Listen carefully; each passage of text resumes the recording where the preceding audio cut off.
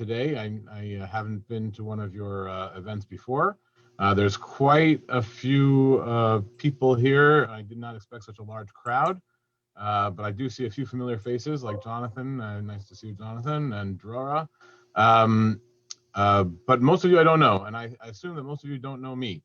So before I even get started, I'll just tell you a little bit about who I am. My name is Zachary Edinger, or Zachary Edinger. I was born here in New York City, and my family, my mother's family, has been attending Shearith Israel, the Spanish-Portuguese Synagogue of New York City, since about 1855, 1860. My mother's maiden name is Gedalia. The family came from Livorno, Italy, to Gibraltar, to New York City in the middle of the 19th century.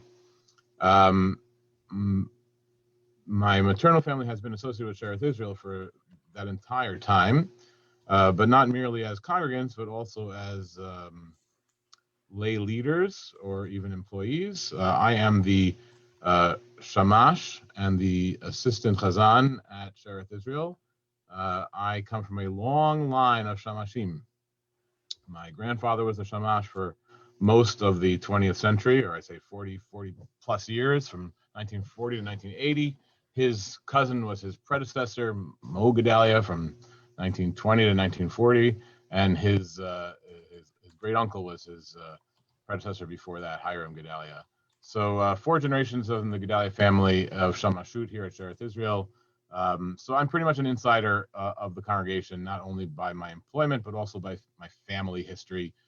So I can give you all the dirt that isn't published anywhere else. But you're recording this, so maybe not. But today I thought we'd talk about, I understand that there's a lot of genealogists in this group and people who are interested in family history and Sephardic history. So I thought that I would choose a topic that was sort of general, but could also lead me to talk about the archives at Shearith Israel and some of the things that are available within the Shearith Israel archives. So without further ado, I'm going to share my screen and get my PowerPoint going here. Okay. Let's see here. Okay, can everybody see that? And you can still hear me? Yes. Okay, great. Okay, so many of you may know that in the past few years, there was a legal dispute between the congregation that worships in Tourist Synagogue called Jeshuat Israel in Newport, Rhode Island, and Shearith Israel in New York City over a pair of finial bells, rimonim, made by the colonial era silversmith Meyer Myers, who was from New York. And that is only the sort of starting off point. This is the last of a series of legal difficulties between the congregation in Newport and the Shearith Israel congregation. And I'm not going to be talking much about the current dispute and how it ended, although it ended in favor of Shearith Israel, thankfully for me. I don't know if anyone here is from Newport, so sorry to you. But I just want to talk about something a little bit more historical. But at the end, if you have questions about the current dispute, I hope I'll be able to answer them, at least to the best of my ability. So I don't know all of your backgrounds, and I can't assume that you all know about the early Jewish settlement within North America. So I think we'll start with just a basic talk about the Jewish communities within North America. Many of you know that in the 17th century, the Dutch West India Company was clearly one of the greatest trading companies in the world, and they had colonies all over, including in Brazil. And not long after the founding of that community in Recife, in Pernambuco, the community of Amsterdam, this Jewish community of Amsterdam, the Esnocha, set up a colony there as well, which ended up becoming quite large and had some famous rabbis, Isaac Abu Abda Fonseca. But that community ends in 1654 when the Portuguese, who were in the southern part of Brazil, take over the northern part of Brazil and force the Dutch Protestants and Jews to leave. They give a 3-month amnesty or so before they institute the Inquisition. And so the non-Catholics left. Almost all of them go back to Amsterdam. A few of them go to the Caribbean, and one group ends up in the small colony of Dutch New Amsterdam, now known as New York. So just a review, that's the beginning of Jewish settlement in North America. But through the colonial period until the American Revolution, there are 7 synagogues, 7 communities. There are more, obviously, thereafter. But beginning in New York, which has the first arrival of Jews in 1654, then in Newport, which is traditionally given as 1658, Charleston in the South in 1702, Savannah, Georgia in 1733. Savannah, Georgia is interesting. It's the only one that came all together as a planned community and basically had very little distinction between the first settlers and the established community that was developed there. And they came from London. Philadelphia in 1734, Montreal in 1759. They remained a colonial congregation for a long time. And Richmond in Virginia in 1769. And that's it until the end of the American Revolution. After that, you get communities arising elsewhere in the United States. But this is the entire Jewish community of North America in at least of synagogue communities in North America until the American Revolution. In terms of size, by the American Revolution, the entire Jewish population of North America is somewhere around 2,500 people, maybe 3,000 people if you're taking a high estimate, but it's not very large. And these are all the communities that they live in. And some people are in far-flung places away from the cities that are central to these communities. Just so I gave some pictures of them. I don't have to talk about them very much, but from left to right are Charleston, Savannah, Philadelphia, Montreal, and Richmond. We're going to talk about New York and Newport, so I didn't put their pictures here. So this is Charleston. This is their first synagogue, which burnt down in the 1820s. This is Savannah. I could not find a picture of Savannah's first synagogue. This is actually its current synagogue, built in the 1890s. This is Mikveh Israel's synagogue. This is Philadelphia Mikveh Israel, their first synagogue. This one is Montreal, and this finally is Richmond. Okay, just an overview, so you get a sense of where Jews are and how small the communities really are. Okay, New Amsterdam. So there's a lot of lore about the Jewish settlement in New York, beginning in 1654. So just to set the record, I think straight, the first settling of Jews is in 1654. In that year, we had 3 Jews coming from Amsterdam on a boat called the Pear Tree. Their names were Jacob Bar Simson, Solomon Peterson, and Asser Levy. These are significant because at least I think all 3 of them are actually burghers in Amsterdam, which they then petitioned for the right of being a citizen in New Amsterdam based on that claim. Later in that year, in 1654, or towards the end of the year in August or September, shortly before Rosh Hashanah, 23 Jews arrive on a boat called the St. Catherine, and they are refugees from Recife. They are some of the last Jews anyway, to leave Recife before the Portuguese institute the Inquisition. And so they are not the most well-to-do, and they are not the most self-sufficient people to have left the colony of Recife. And when they arrive, they get to New Amsterdam in a kind of convoluted way. They're either shipwrecked or attacked by pirates in the Caribbean and rescued and brought from Jamaica by a French frigate. In this convoluted way, they arrive in New Amsterdam. But when they arrive, they are sued. They are immediately sued for the cost of the passage, for their tickets, which they couldn't afford. And so there is actually, one of the ways we know about them is from court records from that time. And also they are represented as a group by Jacob Bar Simson, who had been a burgher in Amsterdam, and so he had some kind of entitlement and represented them in the courts of New Amsterdam. That is the beginning of a community in New York City, in New Amsterdam. The next year, the governor of New Amsterdam is Peter Stuyvesant. He doesn't really want the Jews to settle there, especially these 23 who can't afford to pay their fare even. And so he writes to the Dutch West India Company and asks them to not let them stay there, let them go back to Amsterdam. But the Dutch West India Company writes back to Stuyvesant in 1655, giving official permission for these Jews to settle there like anyone else, as long as they can, sustain themselves. There's no reason that they can't settle there. And at the same time, the Jewish community of Amsterdam sends 6 families to strengthen that community in New Amsterdam. So they're going to give it a go at making a colony, making a Jewish community in New Amsterdam. The main names there are David de Ferreira, or Pereira, and Abraham de Lucena. Abraham de Lucena was one of the Parnasim in Amsterdam. He brings with him a Sefer Torah, which I have talked to Tan about in other instances. In 1656, there's more communal activity.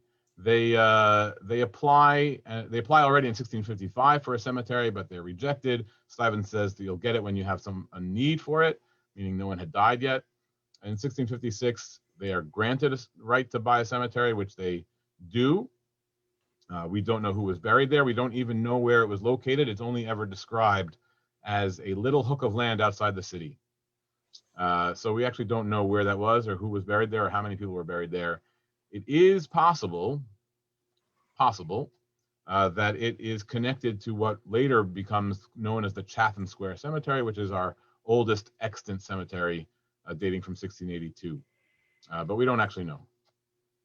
But then in 1663, 1664, the community begins to fail. And almost all of the Jews who were living in New Amsterdam leave, most of them for Amsterdam, others to go to places in the Caribbean. And so this first settlement does not survive in any continuous communal way.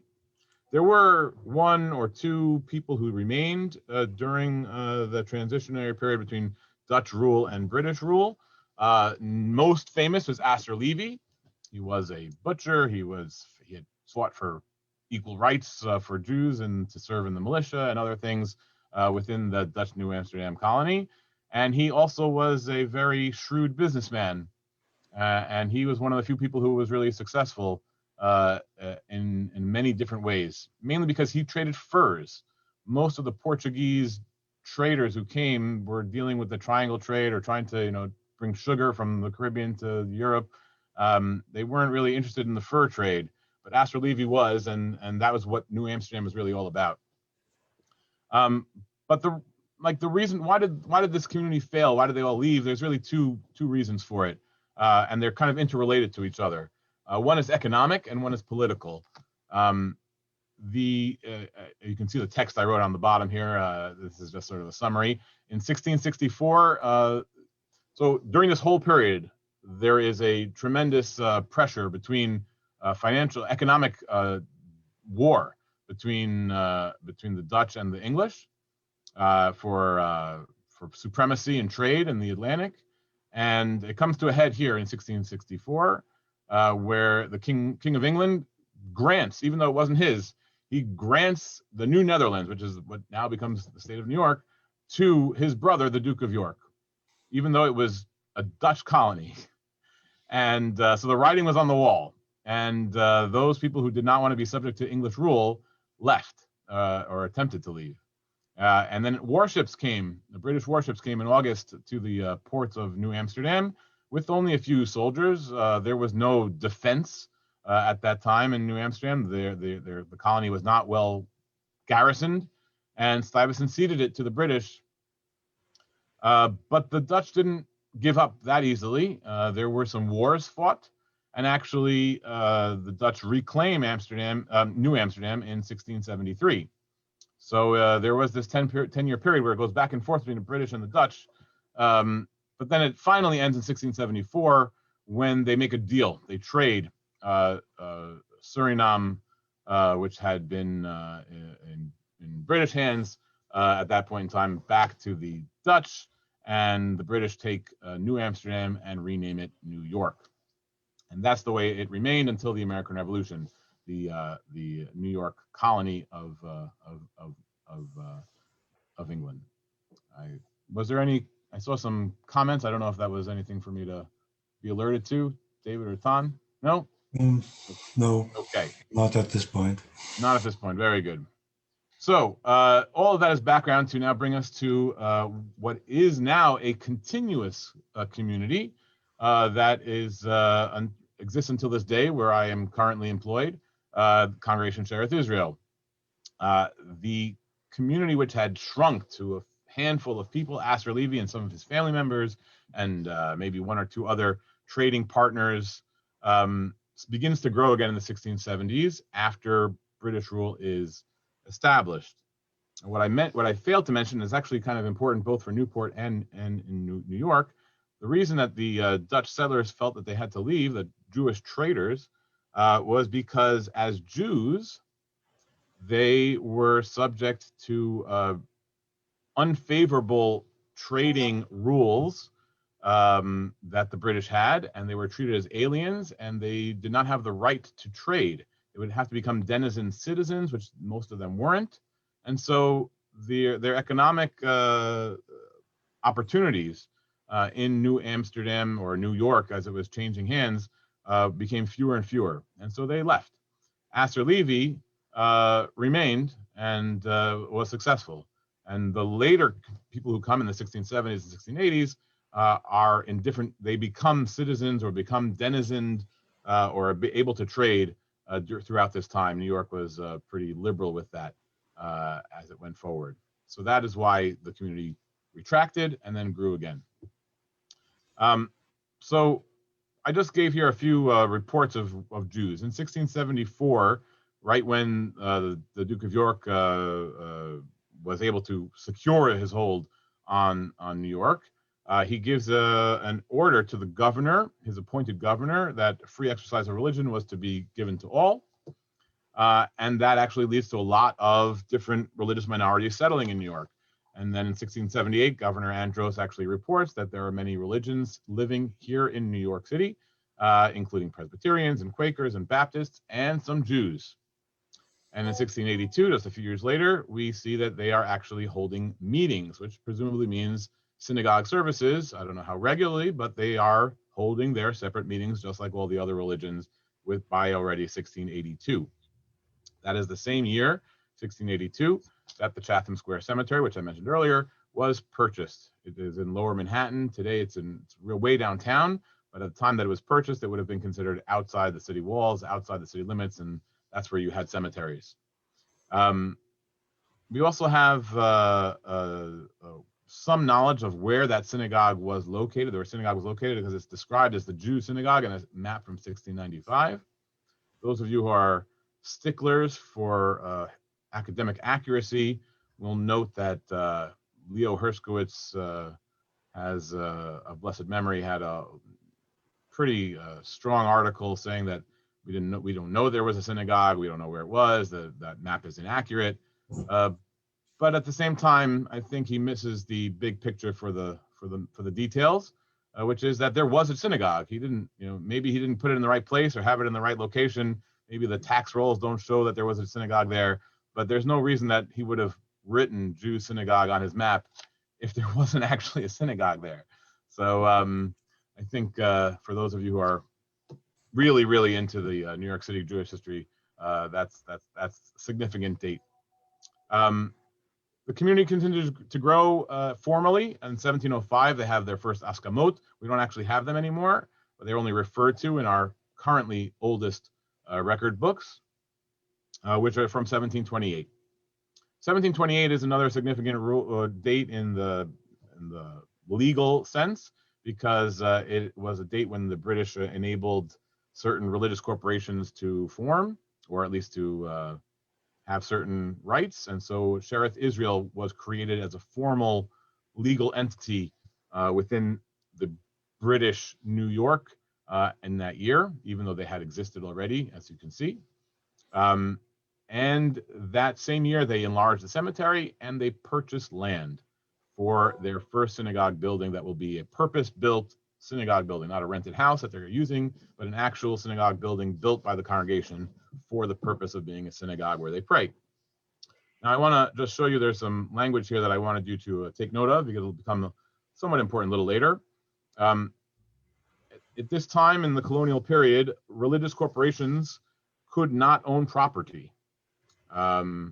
So any property owned by a synagogue community had to be vested in individuals.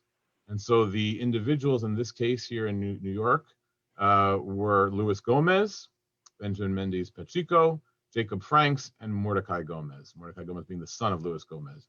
These are the wealthiest people in the Jewish community at that time.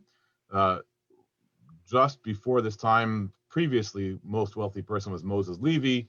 We can talk about him the next time you invite me back to speak here. But these are essentially the trustees of the congregation, even though they're not given that title. They are acting for the congregation in holding this property. And what the congregation does is they make them take out a bond. And you'll see the language that is used. This is from the minutes of Shearith Israel from 1728, that the same land and building that they make these four trustees, these four individuals, take out a bond saying that the land and the building is for the use of the whole congregation and it will not be sold to anyone else. And this bond has to be recorded in the town with the town clerk. This is significant because this does not happen later with a similar transaction in Newport. So we'll talk about that a little later. And this is an image. This is an image from Grimm's map. This is one day I'll tell you about Grimm's map. It's a very fascinating story. There's a guy who wrote a map from memory, an exceedingly detailed map from memory much later in his life. But he included a picture of all the houses of worship from his youth in the 1740s, and one of them was the Mill Street Synagogue. And so this is probably the first image that we actually have of someone who knew it and saw it and made a picture of it. Mill Street Synagogue. Okay, let's talk about Newport. Newport was first settled sometime between 1658 and 1677. 1658, sort of similar to New York 1654, is a apocryphal founding date. There is no real evidence that there were Jews in Newport in 1658.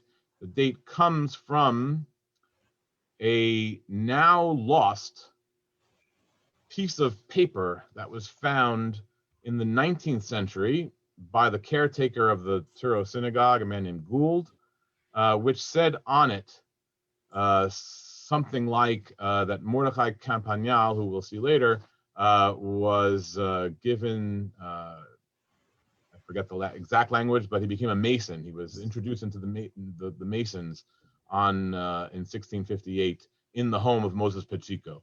And that is a little piece of paper that was then subsequently lost, and no one has seen it, and no one knows it, and there's no records of them being there, and there's nothing in the, no public records. They didn't own property. So it's very confusing and probably comes from a later date, but who knows? Maybe someone read 1658 instead of 1678.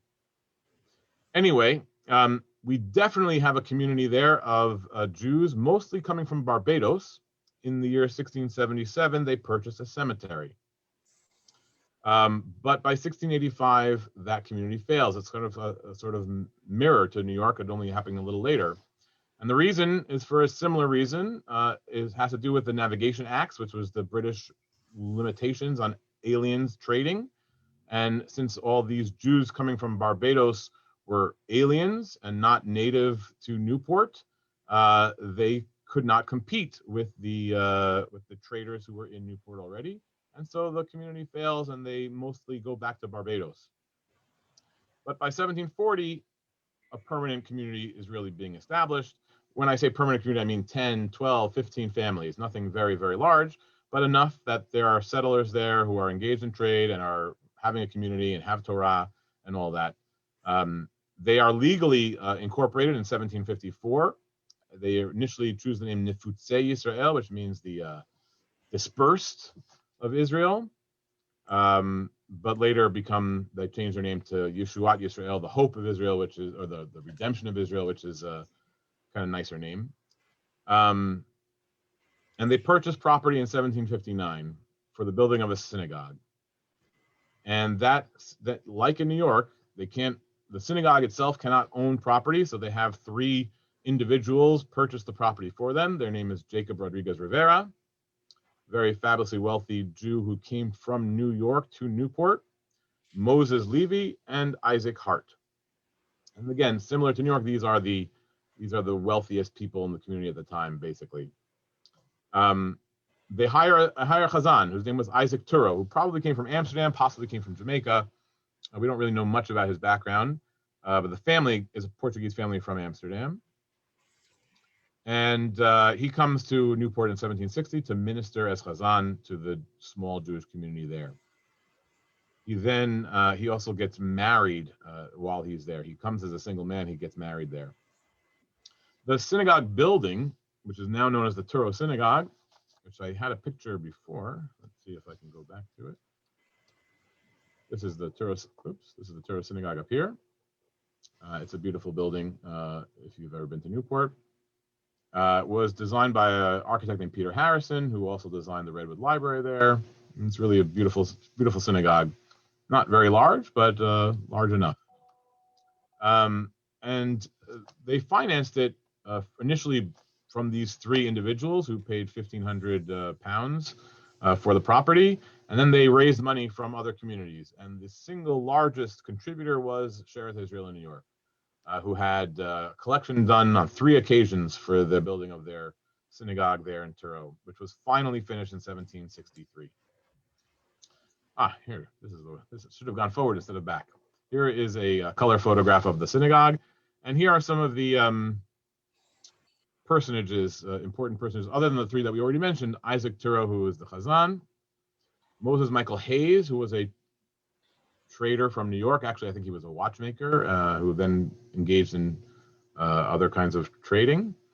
And Aaron Lopez. Aaron Lopez was the son-in-law of Jacob Rodriguez Rivera, who we mentioned earlier. Aaron Lopez is by far and away the most successful merchant in Newport during his lifetime. He is head and shoulders above the rest. He engages in all kinds of trading, initially in whaling and spermicidal candles, like his father-in-law, but then he basically is very, very successful in the triangle trade. And he gets, today he has a sort of bad reputation as being a slave trader. I don't know if that's completely warranted. He was engaged in all sorts of business ventures, including slave trading, but he was fabulously wealthy. Moses Michael Hayes, another fabulously wealthy trader. He marries Moses Michael Hayes. I'm sorry, the other way around. Isaac Touro marries the daughter of Moses Michael Hayes. No, sorry, the sister. Looking at the dates, Isaac Touro marries the sister of Moses Michael Hayes. We'll see. We'll talk about that later when it comes to Isaac Touro's children, Judah and Abraham Touro. As you know, this is called the Tourist Synagogue. If you don't know yet why, we will tell you later. Okay, here we have images of two of the three owners of the Newport Synagogue on behalf of the community. One was Jacob Rodriguez Rivera. Here is his picture. The other is Moses Levy and Isaac Hart. Isaac Hart we don't actually have a picture of, but I can tell you that Isaac Hart died in 1780. He was a Tory, so when the American Revolution broke out, most of the Newport community were patriots and fled. The British cut off all shipping from Newport and essentially immediately stopped the trading economy and put an immediate damper on all the finances and all the trading going on in Newport, and people left Newport as much as they could. Isaac Hart, who was a loyal to the crown, left as well, but he goes to New York, which was the capital of the British capital during the Revolution, where he is killed by patriots. I guess I'm showing my American side here, by American patriots, and he's killed and he dies in 1780. I don't actually know where he's buried. I assume, I have to look up, that he is taken care of by Shearith Israel remnants who are remaining in New York during the Revolution. I don't actually know that. Just to switch scenes to New York, so Newport is taken over by the British, and New York is taken over by the British during the Revolution. Both communities are mostly sympathetic to the American patriot cause, but of course they're not uniform, and there are people who support the British cause as well, who remain. Isaac Touro leaves Newport. The community essentially ends then, and he leaves Newport and he goes to New York, and he is the Hazzan in New York during a few years of the Revolution. The New York community is mostly patriotic, and they're led by their first American-born Hazzan, whose name was Gershom Mendy Seixas, who preaches the American cause in the synagogue in 1776, something that none of his predecessors could ever have done because they were all foreign-born and would not have ventured into the politics of the day. But he, being a native son of New York City, was staunchly patriotic, and he preaches the American cause. And he, when it looks like the George Washington and the Continental Army are losing, he flees with them, and he takes the Sifrei Torah and other important objects from the synagogue, and most of the community flees with him, and they go to Connecticut. Ultimately, they wind their way into Philadelphia, and they essentially found or refound the community of Mikveh Israel, which still exists today and has very close relations with Shearith Israel even to this day. That is the early history of these two communities. New York grows and grows and grows after the Revolution, and as you know, is it the biggest Jewish community in the world outside of Israel? Probably. I don't know. It's certainly very big. But Newport does not. Newport never comes back. It never makes it back after the Revolution. Some Jews do go back there and give it a try, give it a go, but the economy of Newport is shambles, and they don't make it. So that in 1818, Benjamin Seixas of Newport writes a letter to Shearith Israel with the consent of other Newport Jews, transferring Sifrei Torah because they're not in use. They don't have minyan anymore. They're not having services frequently enough to keep these things in Newport, and so they transfer them back to Shearith Israel. These were actually two Torah scrolls that were originally loaned from Shearith Israel in New York to Newport, and then in 1833, two more scrolls go from Newport back to New York. And the last Jew who was actually living in Newport is a man named Moses Lopez. He writes to the caretaker of the synagogue, who was a Quaker. He writes, the building is now considered owned at present by the Hebrew Society of this city. He had moved to New York. And he was determined to send for the keys and place them in the trustees' hands. He considers that the trustees of Shearith Israel own the synagogue in Newport as far as Moses Lopez is concerned, and he is the last remaining Jewish resident of Newport.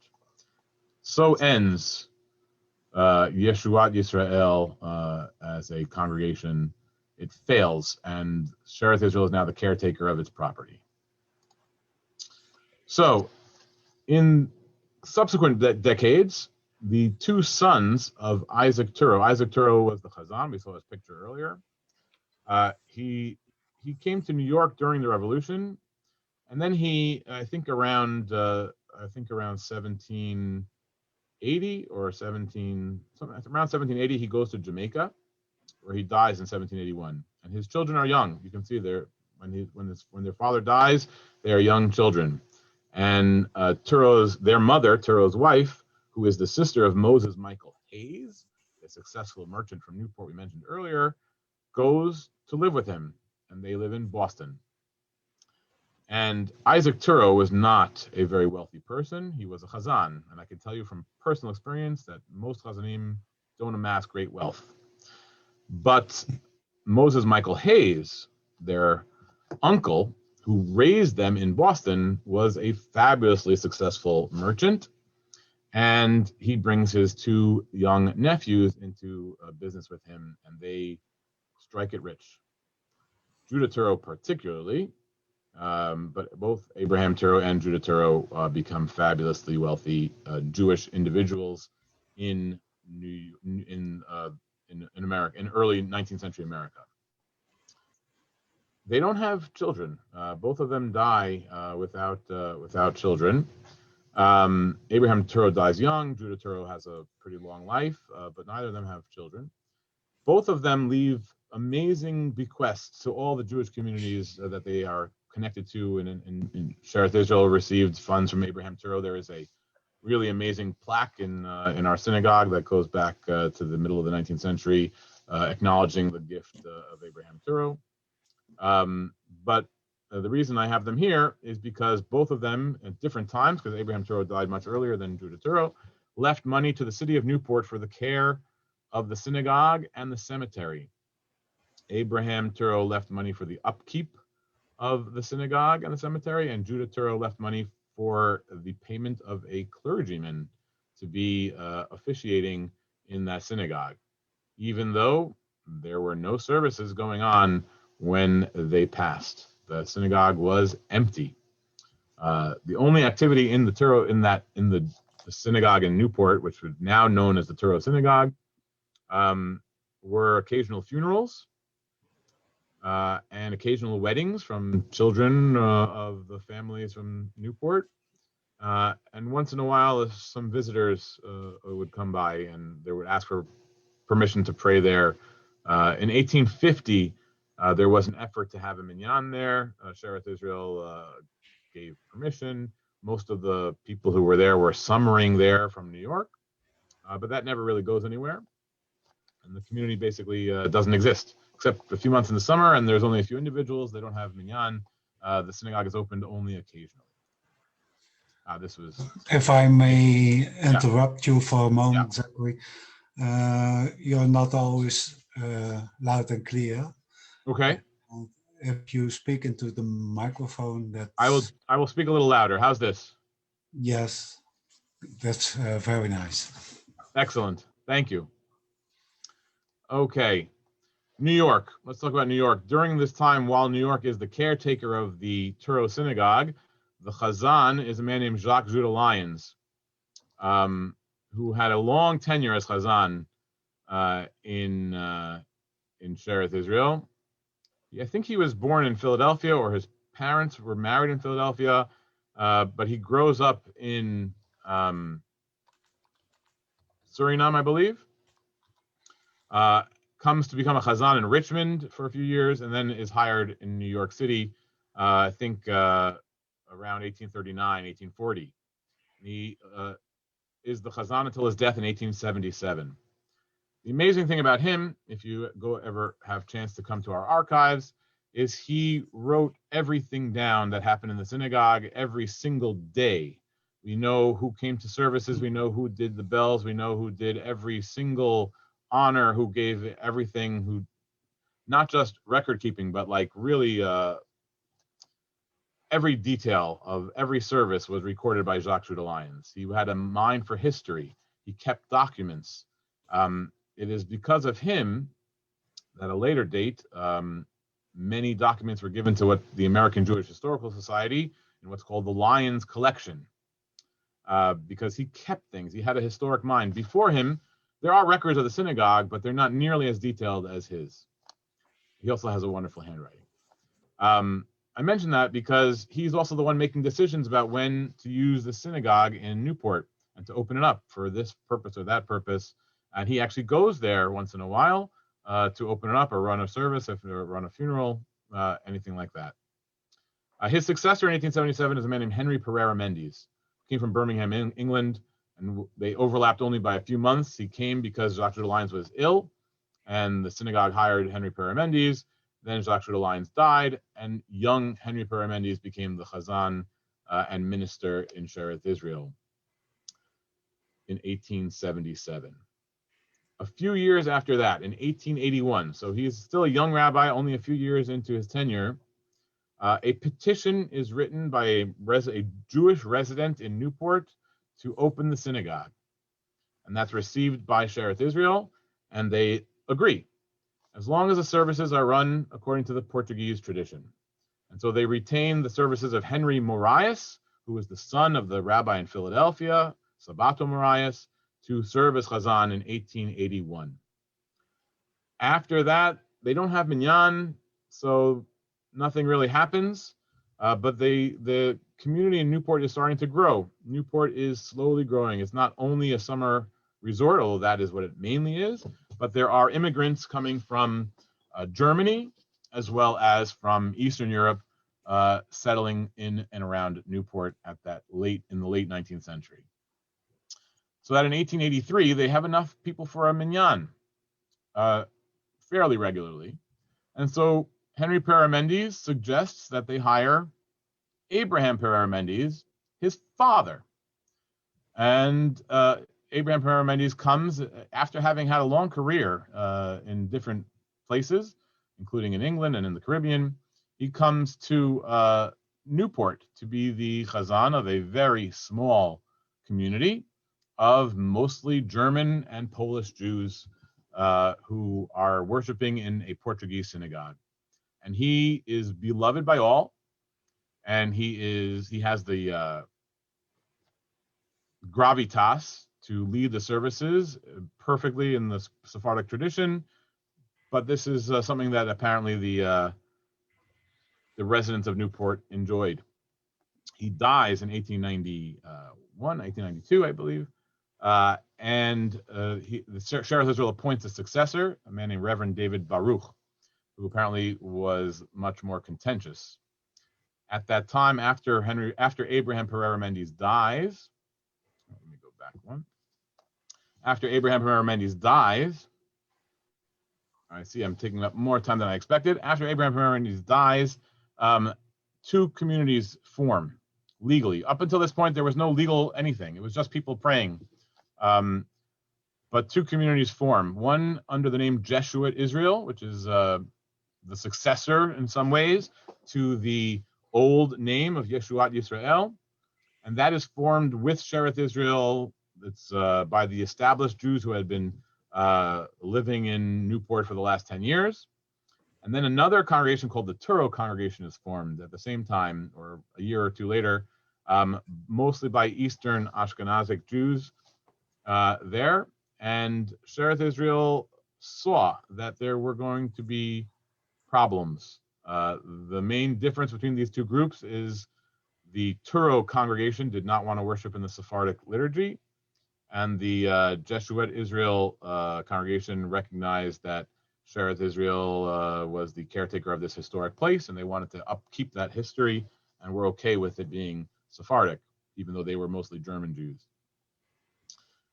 So what happens is, in 1893, you can see here, this is a document that I found a couple of years ago in our archives. There is a document which says that officers were elected. This is for the Jeshuat Israel congregation. It tells you who they were: Isaac Levy, president; Eugene Schreier, vice president; Max Levy, secretary and treasurer. On the back side of this document, or there's a few pages actually connected to it, I only copied the first part, is a list, a genealogical list of descendants from Newport. You have Marianne Lopez, it says. That's the first name on the list. Marianne Lopez, daughter of Samuel Lopez, formerly of Newport, Rhode Island, and Judith Satius. Oh, she's, daughter of Samuel and Judith Satius. And then it tells us that she died intestate in 1829. Her mother died intestate. And then it tells you the next person: Josephine and Lavinia Phillips, daughters of Marianne Phillips and Rachel. I have to move this window, sorry. Daughter of Naphtali Phillips and Rachel Satius. Rachel was the daughter of Moses Satius and died in New York intestate in 1822. So what are they doing here? They are going through all the known descendants this is the New York, this is in the Shearith Israel archives, of who was left, who were the descendants of the original community in Newport that failed in 1818 or 1822, and they're listing them here. All this genealogical information. It goes on for several pages. And the reason they're doing this has to do with who owns the synagogue, because they were already in 1893 trying to position themselves as Shearith Israel as the owners of the Touro Synagogue, but there had never been an actual formal legal transfer.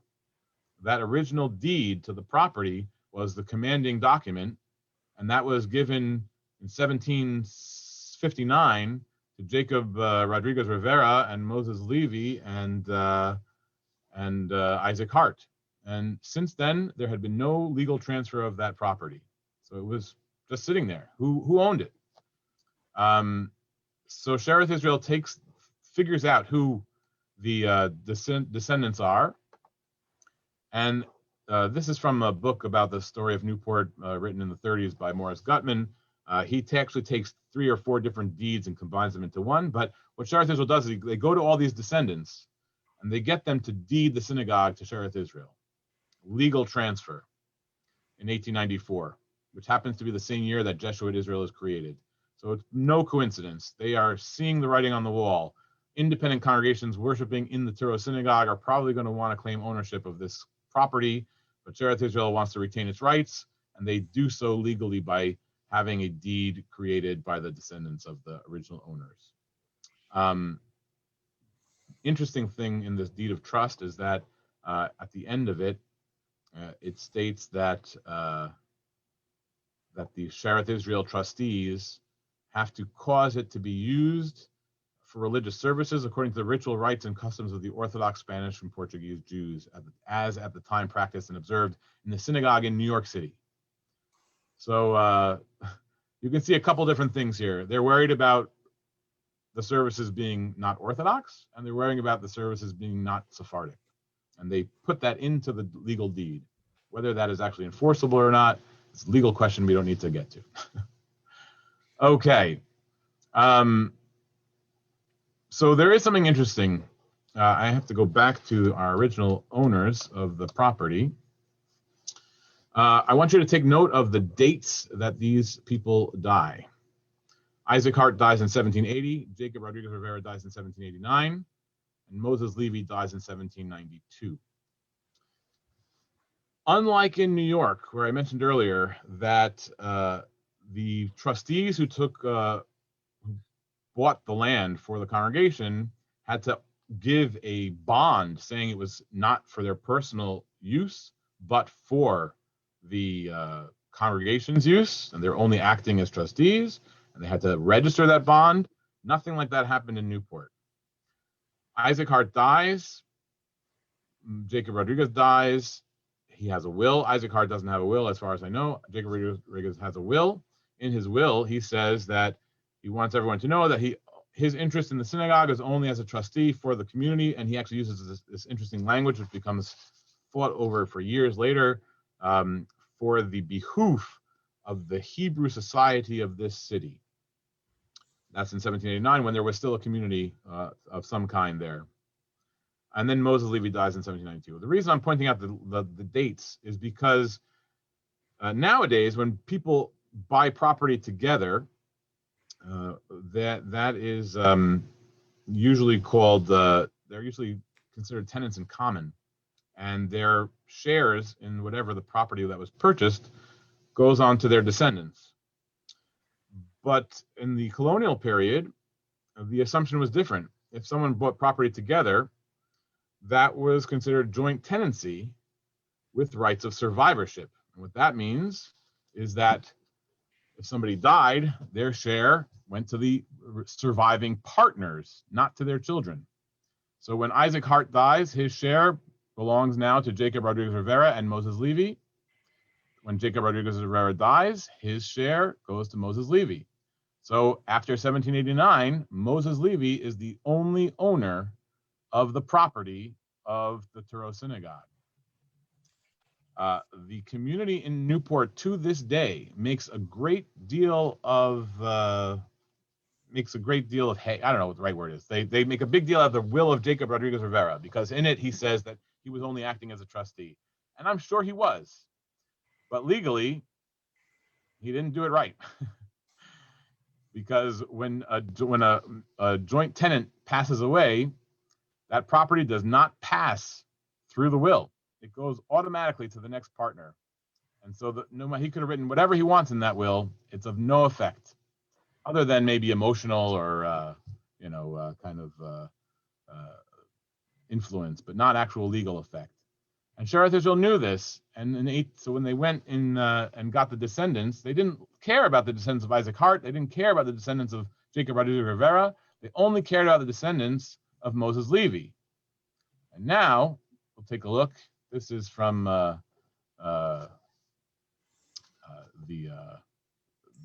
First American Families. If you know, this is a famous book of American Jewish genealogy.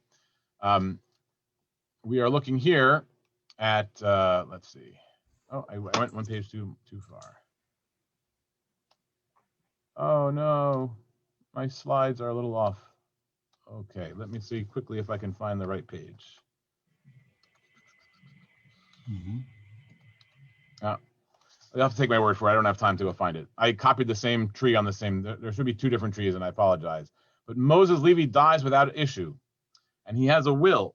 And in his will, he leaves all his property to his next of kin, which are three people. One of them is Simeon Levy. One of them is Judith Satius. I'm sorry.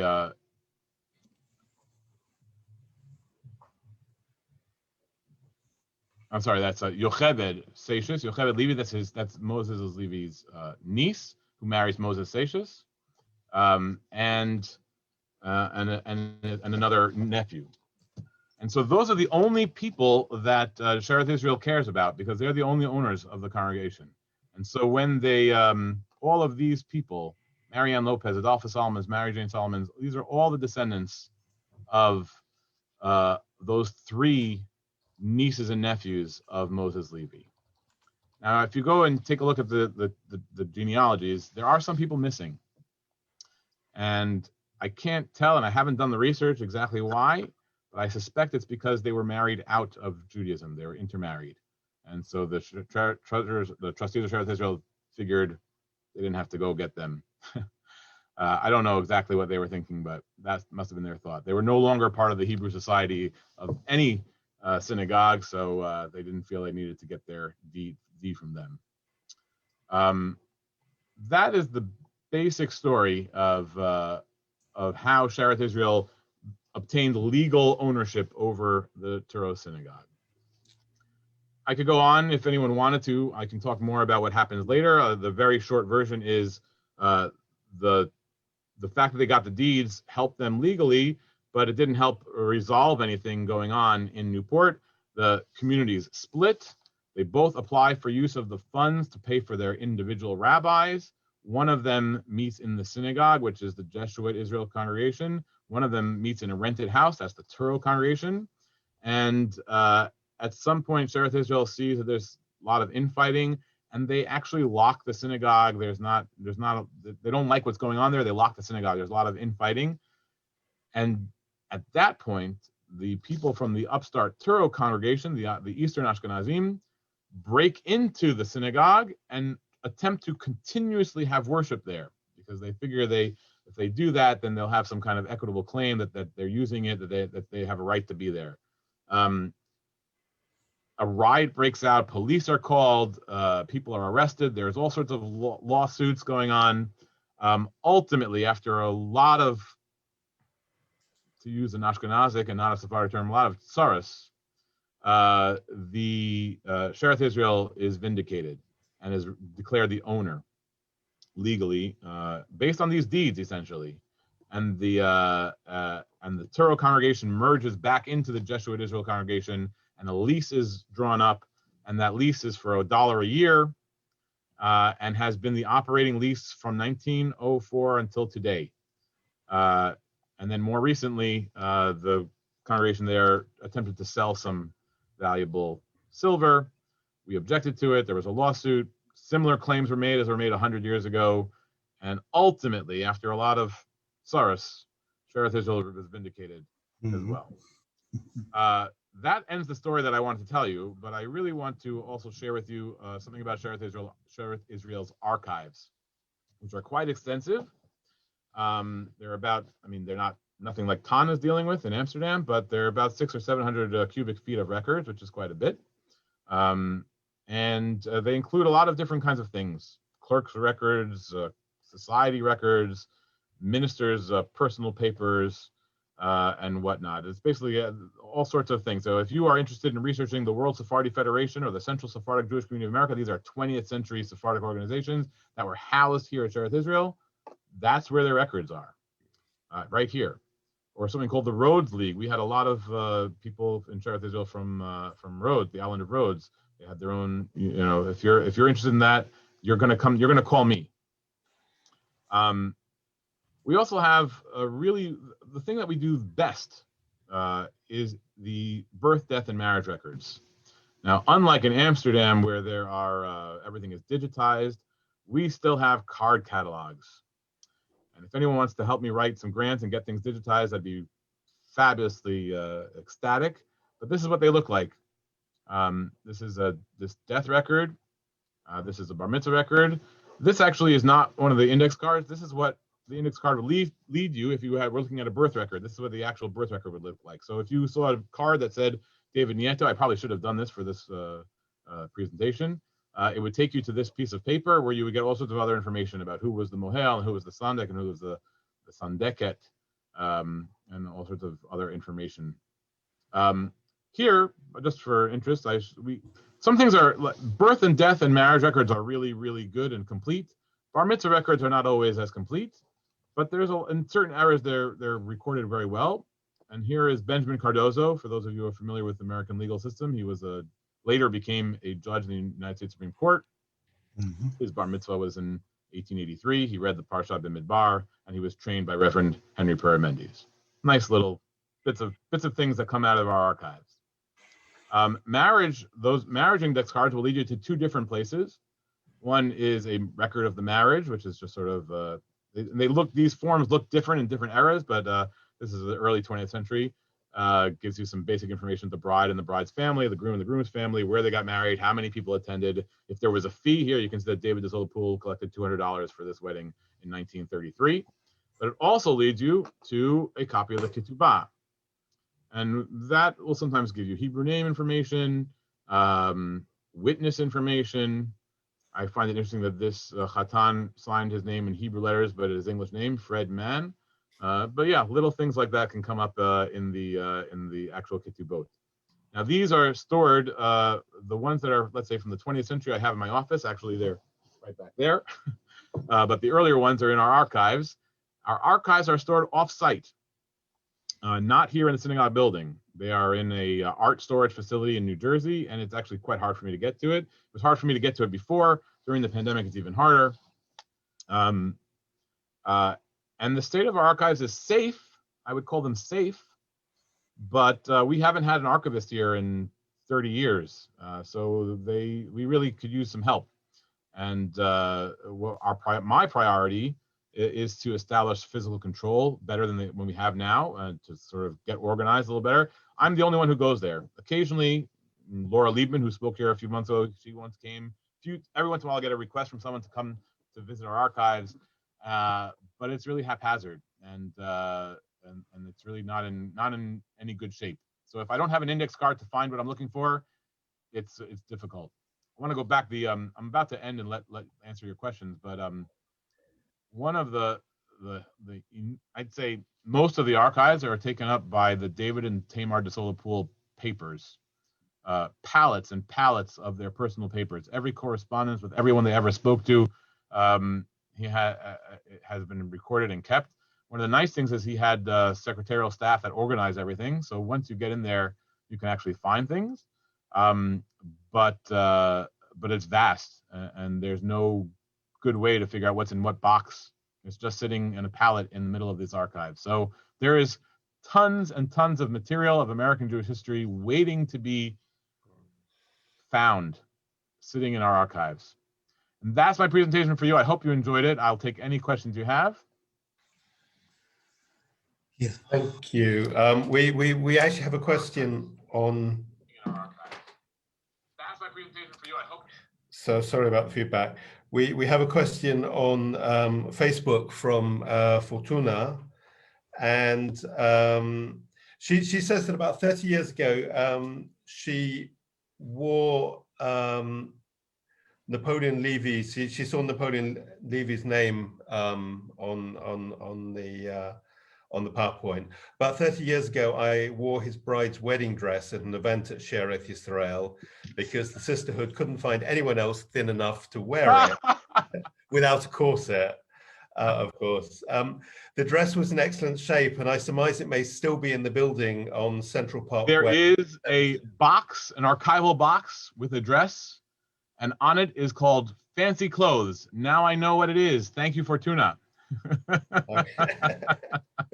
Have you tried it? I've not. Are you slim enough?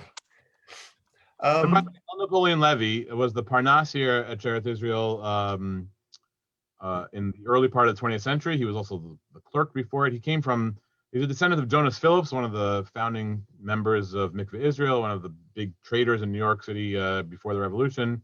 And he was a lawyer, and he was the main person responsible for Shearith Israel's efforts to make those deeds, and all the legal going on was all his responsibility. And he was very farsighted. He saw what was happening. He took action, and he really preserved Shearith Israel's rights. If it weren't for him, my guess is that Shearith Israel would not be the owner of the Tourist Synagogue today. Thank you. I think also we should just mention Haham Solomon Gaon, who of blessed memory, who I remember as a very, very small child from Me too. from London. A very kind man, and of course Rabbi Mark Angel, who's I think very positive. So many of their papers are in our archives. I think Chacham Gaon probably has more in England than he would have here, but his tenure here was not that short. Was there a Bet Din in America or in New York, or did they refer to London or Amsterdam, or did they just? It depends for what. There was no formal Bet Din. There was no Ab Bet Din, as it would be in communities in Europe. There was no Chacham, as would be in London or in Amsterdam. But when they needed to have a Beit Din for a conversion or Gitin or something like that, they would form one of the most learned people in America at the time. There were no rabbis, ordained rabbis in America until the 1840s. It's not perfectly accurate. There were some very knowledgeable people who had shorter tenures. Isaac Pinto came from Amsterdam. I think he was pretty close to a rabbi, and there was another rabbi in the early 19th century who was just here for a few years, but there were no rabbis, and they didn't have a position of rabbi. The only constitutional positions at Shearith Israel are Hazzan, Shochet, and Shamash. No rabbi. So no. And when they had tough questions, they would refer them to the Beit Din either in Amsterdam or in London. For most of our history, they're closer with London. In the very early days, obviously, in the prehistory days, they're very tight with Amsterdam. Later in the 20th century, they're pretty close with Amsterdam. But I'd say the 18th and 19th century, they're looking to London much more than they are to Amsterdam. Thank you. But Bernard, who actually spoke earlier this afternoon to the Jewish Genealogical Society of Great Britain, he asks about if you can tell us something more about the death of Isaac Hart, and he also comments that maybe the University of Washington can help with the funding digitization. Please email me. That is something I want to follow up on. I don't think did I read to you what it said? I don't know much more about Isaac Hart other than he. I'll read to you what the report was from 1780. Mr. Isaac Hart of Newport in Rhode Island, formerly an eminent merchant and ever loyal subject of the crown, was inhumanely fired upon, bayoneted, wounded in 15 different parts of his body, and beat with their muskets in the most shocking manner. It really lays it on, if you hadn't gotten the picture before that, in the very act of imploring quarter. and died of his wounds in a few hours after, universally regretted by every true lover of his king and country. I don't know much more than that. I have to look up to see where he's buried, if there's even a record. During the Revolution, the records are scant. There was not, there are no minutes being taken in New York City by the loyal, by the Tories who remained in New York City during that time. So I don't know if there's records of his burial. If he was buried by Shearith Israel, or I don't know. I'll try to research. If you email me, I'll see what I can find. Okay, well, another genealogical question. Sandy asks if you can tell us anything about Hazzan Joseph Moses Korkos.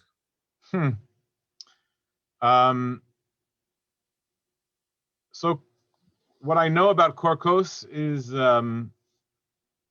I think he came from Gibraltar, and he basically ran the synagogue. So to talk about Cardozo, I have to talk about David de Sola-Pool. David de Sola-Pool was the hand-picked successor to Henry Pere-Mendes, who had served from 1877. And as he was getting older, I tend to do this a lot, but I want to give you a full picture. Henry Pere-Mendes was an amazing Hazzan. He was a medical doctor. He was a driving force of American Jewry for a long period of time. He is the founding impetus for the Jewish Theological Seminary, the Orthodox Union, the Jewish Guild for the Blind, the New York Board of Rabbis. He is a powerhouse. And after 30 years or so, he starts to get tired and needs a successor. He still lives another 30 years after that as a rabbi emeritus, but they hire an assistant for him, who's David de Sola-Pool, who is his nephew in some fashion. I probably should have looked that up, but he's essentially his nephew or cousin of a younger generation. And David de Sola-Pool comes to New York, I think 1906 or 1907, and he wows the congregation. He was immediately hired. Then in 1917, during the World War I, he takes a leave of absence. David de Sola-Pool takes a leave of absence to join some efforts with Herbert Hoover and the United States government to deal with food provisions for the hungry or something like that. It had to do with World War I, and he takes a leave of absence. That leave of absence goes on for quite a long time because after the war, he is appointed to the Balfour Commission and goes to Palestine to help implement the Balfour. I don't know exactly what he's doing, something in Palestine. But during that time, Henry Pere-Mendes is an old man. They hire Korkos to be the Hazzan, and he's at the till. He runs the service. He's the rabbi. He's the Hazzan of the community during David de Sola-Pool's absence. That's what I know about Korkos. Now, interestingly, I was looking him up recently because he was the rabbi here during the Spanish flu pandemic. And I was looking to see if there was any records in our archives about what the synagogue did during the Spanish flu. And sadly, I think they didn't do much. There were a lot of funerals. That's what there were. And but that's I don't know enough about Korkos. Presumably that's the Moroccan Korkos family. I thought he was from Gibraltar, but maybe he's Moroccan. Yeah. From I'll tell you one thing that is said about him. I don't know how true it is. It's said that he introduced Bendigamos, or at least he translated it, or he popularized Bendigamos here in Shearith Israel, which then went from New York elsewhere, so that everyone now sings Bendigamos, and even a community in Amsterdam is called Bendigamos. Yes. But I don't know the exact origins. You have to ask Herman Solomon for. No, we're in London. We're told it came from New York, but somebody else was suggesting that Haham Gaon may have brought it from Sarajevo or Travnik or somewhere. I don't know. I mean, it was definitely sung in New York and well before Gaon's time, but how it got to London or when it got to London, I don't know. Okay. Gigi, I'm afraid we've lost Ton as sometimes happens. His connection has gone down, so he's rejoining. Gigi asks whether you have any records about Abraham de Lucena or any members of the Lucena family He's interesting. His mother was a de Lucena from Livorno. And so the short answer is yes, but you have to figure out which de Lucena you're talking about, because there is an Abraham de Lucena who comes in that first 1655 group from Amsterdam. He returns to Amsterdam, and I don't know what happens to him. And then in the 1680s, 1690s, there's another person named Abraham Chaim de Lucena, or around 1700, who may be a son or a grandson. We're not really sure.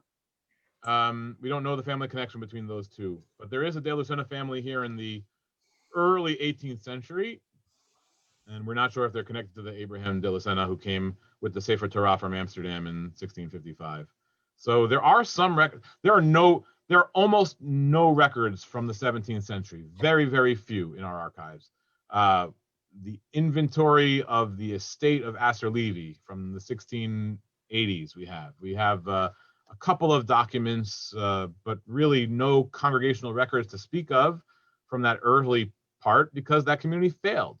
And so if you're looking for records of the New York Jewish community from 1654 to 1665, you have to look in the trial records. You have to look in Amsterdam.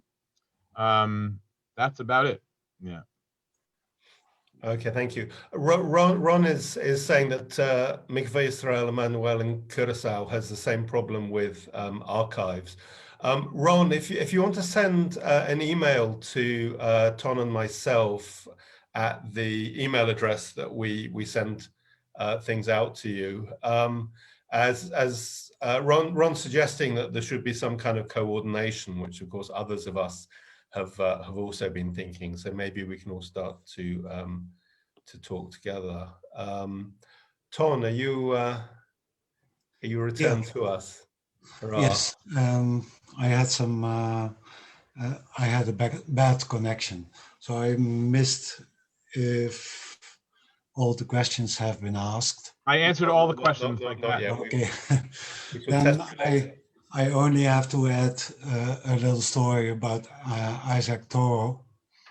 He indeed came from Amsterdam, and in the Amsterdam Minute books, there's a record of a letter Amsterdam received from Newport in the spring of 1759 asking for Hazzan. And what Amsterdam did is they organized a singing contest, and Isaac Touro won and was sent to Newport. There were no costs involved for Amsterdam because Newport sent 300 guilders to cover the cost for the move of Isaac Touro from Amsterdam to Newport. And a year later, they sent Sefer Torah. You have a record of that Sefer Torah? Yes, but I don't remember if it is if there is a description as well, but I can look it up. So I think you have just uncovered, it probably was sitting there for anyone to find, but no one was looking for it. They have that Sefer Torah, I think, in Newport. It would have gone from Newport to New York and back to Newport, but there is a very, very old Sefer Torah. I think it's the same one as described by Ezra Stiles, which was shown to him by Isaac Touro, and it's said to be very old and written on leather, which means gevil. The interesting thing is that in the history books of today, in their fanciful kind of thinking, they think it goes back to the 1658 community because it's so old. But you have a record of it being sent in 1761. That's what I want to see that. Okay. Thank you, Tom. So we are watching history in the making. Yeah. Ron has a comment on Bendigamos, which when he makes it, it rings a bell, because he's saying that it came from France to the Caribbean and then was dispersed from there. And I seem to remember Rabbi Jonathan Cohen on his website, he has both Ben de Gamos and the French language song Ben Sasson or some such. So maybe, but of course, how it got to France is then obviously the next question. Ellie is asking about the Hart family, and it's funny because we were talking about the Hart family in the British Jewish Genealogical Society meeting earlier. He asked, there are many Hart families. Whether your Hart was related to the Harts in Jamaica. Do you know that? I don't know. I know there are at least 3 or 4 Hart families running around New York and Newport in this era. Some of them go to Montreal. Some of them go down to the southern communities. I'm not prepared. I don't know enough about Isaac Hart. You had some good questions about him. I can tell you this: he's Ashkenazic. Kevin asks if there's a list of burials of Shearith Israel. Yeah, there's a great records of interments. There are a few gaps every once in a while, but they're really quite complete, going all the way back to the 1682 and forward. Yeah. Okay, and Ellie asks an important question, perhaps a little acidly, but about the women. I mean, or you know, is there any information about the women, or were they just in the kitchen and making babies and so on? I mean, this is obviously a standard problem in. Well, I mean, you're talking about in general. There is lots of information, and some. I mean, in New York, I don't know enough about Newport. Frankly, but in New York, we have some of the women were usually if their husbands died early, they took on the business sometimes, and so we have donations to the synagogue in an early period. Our oldest rimonim, our silver bells, for the oldest ones that we have, were donated by I'm forgetting her name right now. It'll come to me after this is over. But yeah, there are records of donations. There are records of business activities.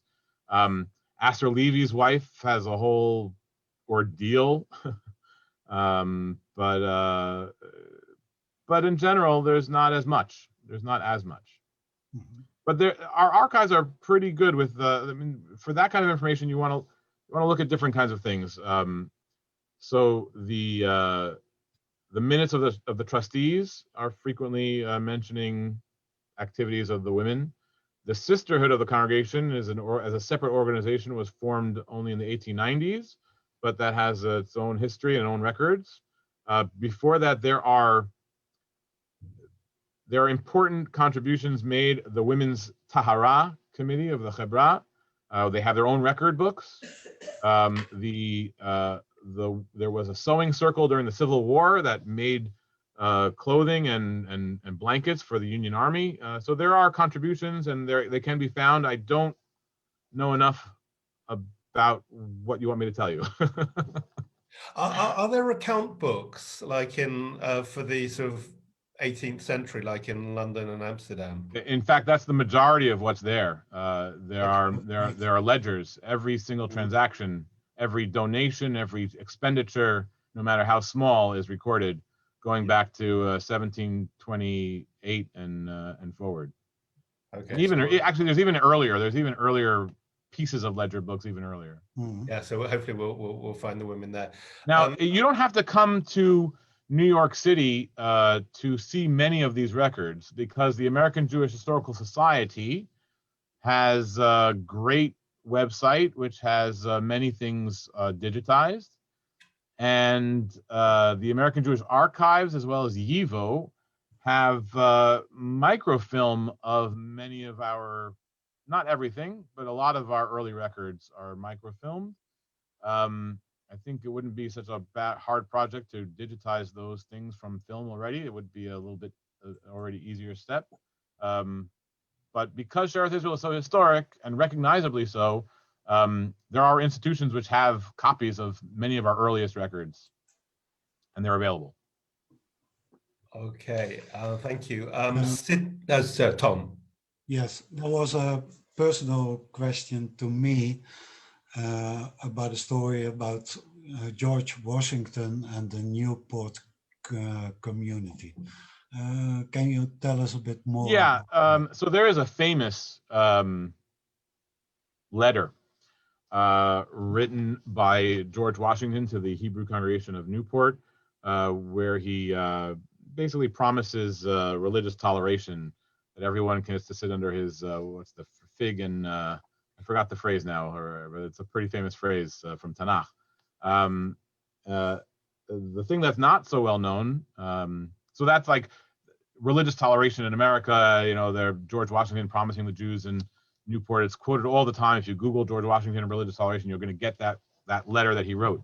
The thing that's not as well known, although it's not uncommon, is that he was mirroring the language written to him by Moses Seixas of Newport. When Moses Seixas wrote him a letter when he knew that he was coming to visit, praising him and talking about how this new country of ours should have religious toleration, and the language he used, George Washington spit back at him, and it became super famous and is quoted all the time. Okay, Frances is still not happy about the lack of women. I think the solution is she's going to have to just write the book herself. I mean, rather than waiting for. No, I mean Laura Liebman is doing just that frequently. Sidney Korkos, who spoke to us excellently a few weeks ago, he said that Joseph Korkos, the rabbi of the synagogue in the 1920s, was born in Mogador, Morocco, and he came to New York from Curacao. Huh. Okay. So no Gibraltar connection. I take it back. Well, I think now that you're telling me that, that's for sure. I was getting confused with his successor, whose name was Wachnon, who came from Gibraltar. Yeah. Korkos came from Curacao. Yeah. Yeah. How can people follow up with you? Can they write you an email? So anyone who has questions may email me. You can find me on the internet if you're not writing it down or don't remember what I'm going to say. My email address is Edinger. That's ZEDINGER @shearithisrael.org. And if you forget it, you can go to the Shearith Israel website and find me and write to me. I will not probably write back very quickly, but I will write back. Someone in advance of this lecture asked me about Montreal, and it was a very interesting question, and I didn't have time to research it. But if you're on this program, I did get your email. I will respond to it, but I haven't had a chance to look into it yet.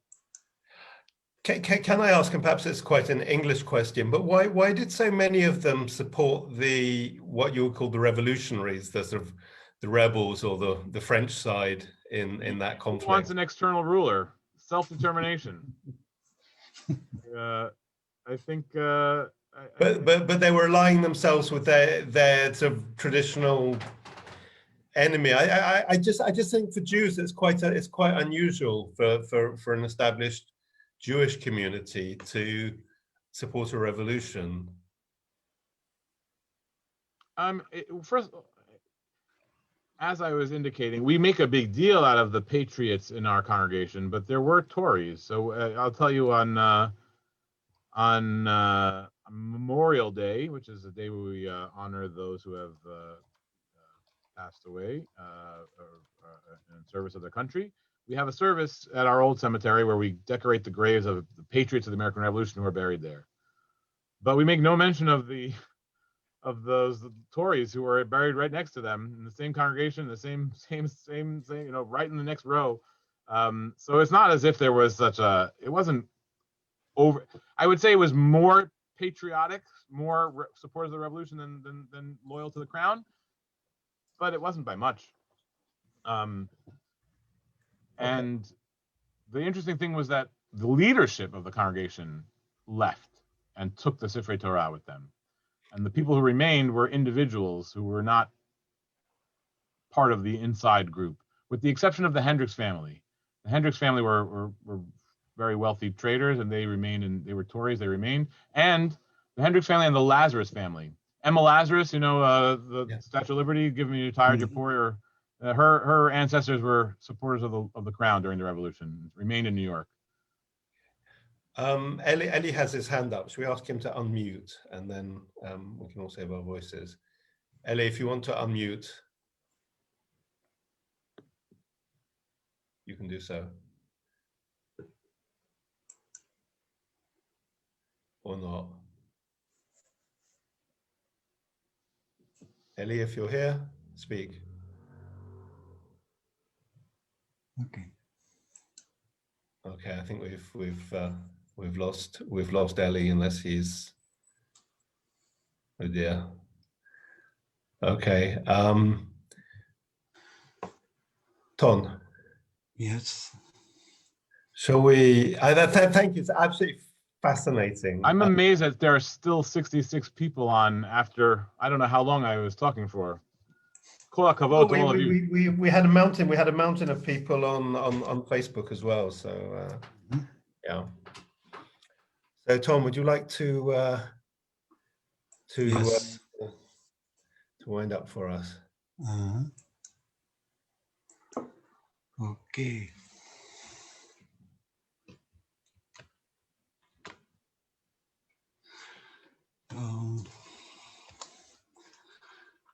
Apologies, the hand went up, by the way, by mistake. But I'm fascinated by Zachary. You were incredible. This is the Parnas of Mikveh Israel, everyone, in Philadelphia. I do thank you, and I'm honored to say that our annual meeting was today, and it felt good to be able to continue our Spanish and Portuguese tradition. And to hear this from you today, it's just such a completely beautiful day in that regard. So, thank you. Thank you. Beruchim to you. Okay. My sincere thanks to Zachary for a very good presentation, and you sure know how to present it, and you have great grip on all the issues involved. Thank you very much. Next week we will have Abigail Green, who will talk about Sir Moses Montefiore. She actually wrote a biography of him, so we are looking forward to that. And as you know, we also have a genealogical service. We can do research for you, and we can help you with your Portuguese citizen application. Please email us if you have any questions about that. And thanks again, Zachary. If you stay online for a few minutes, we'll send you an invitation for a little talk afterwards. Sure. Thank you, and thank everyone. Thank everyone for participating in this fascinating meeting. Right. Okay. Thank you, and goodbye to everybody. Goodbye.